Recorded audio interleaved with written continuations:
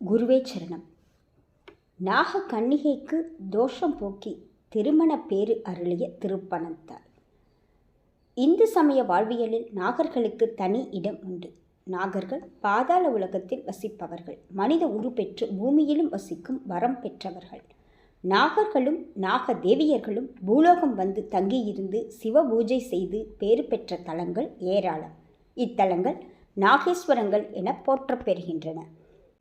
பொதுவாக ஜனனகால ஜாதகத்தில் நாகதோஷங்கள் இருந்தால் திருமண தடை, குழந்தை பெற்றில் தடை முதலிய பிரச்சனைகள் ஏற்படும். அதற்கு நாகங்களை வழிபட்டு பரிகாரம் செய்வது உலகத்தவர் இயல்பு.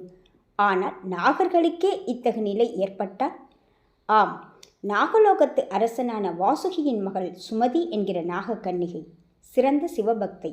அவள் திருமணத்தில் விருப்பம் இல்லாமல் கன்னிமாடம் அமைத்து தவத்தில் இருந்தாள். இதனால் வாசுகிக்கு மிகுந்த மன வருத்தம் உண்டாயிற்று. ஒரு சமயம் அக்கன்னிகையானவள் சிவபெருமானின் திருவுளப்படி தாளவனமாகிய திருப்பனந்தாள் தலத்திற்கு வந்து தங்கியிருந்து செஞ்சடையப்பரை சில காலம் பூஜித்திருந்தாள்.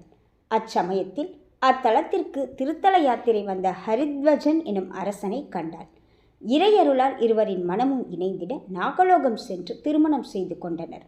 பின்னர் நாகலோகத்திலிருந்து பிளத்தின் வழியாக பூமிக்கு வந்து பனந்தாளில் தங்கியிருந்து செஞ்சடையப்பரை அவர்கள் வழிபட்டதாக தலப்புராண தகவல் கூறுகின்றது.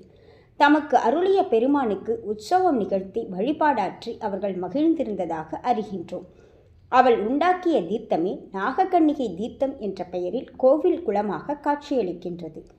ஆண் சர்ப்பத்தினால் உண்டாகும் தோஷங்கள் தட்சகன் வழிபட்ட திருநாகேஸ்வரத்தில் வழிபடுவதால் நீங்கிடும். அதே சமயத்தில் பெண் நாகத்தினால் உண்டான தோஷங்கள் அகன்றிட திருப்பனந்தாள் வந்தே வழிபட வேண்டும் என்பது சூக்ஷமம்.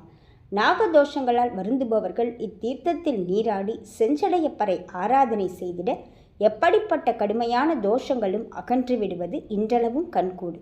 குருவே சரணம்.